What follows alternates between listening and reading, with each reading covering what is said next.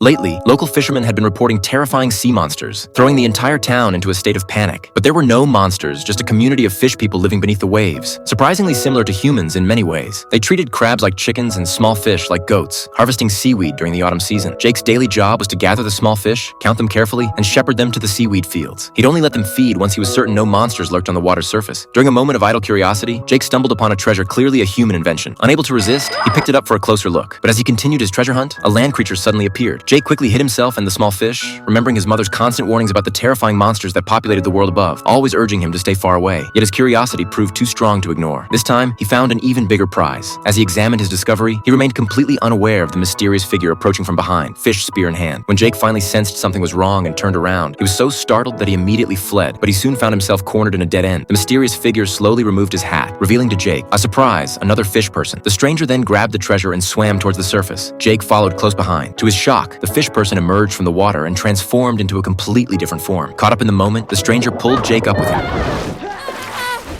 Suddenly, Jake's blue scales began to fall away, revealing a human boy beneath. He was astonished to discover that the land wasn't nearly as terrifying as his mother had described. The world above was breathtaking green grass, blue mountains, white clouds, and skies that were everything he had ever dreamed of. But just as he was enjoying the moment, his mother's warnings rushed back. Panicked, he quickly dove back into the sea, knowing he would spend the night restless with curiosity. The next day, he decided to seek advice from his grandmother, who had experience with humans. He created a decoy and attempted to return to the surface multiple times, but fear always held him back. Then Curly appeared, encouraging him. With great difficulty, Jake climbed onto the land. Being his first time as a human, he could only flop around like a carp, unable to walk. Curly, unable to watch Jake struggle, first taught him how to stand. Then he demonstrated the basics of walking. Jake struggled immensely, refusing to give up. After numerous failed attempts, he finally mastered walking. The two quickly became fast friends, bonded by their shared sense of adventure and curiosity.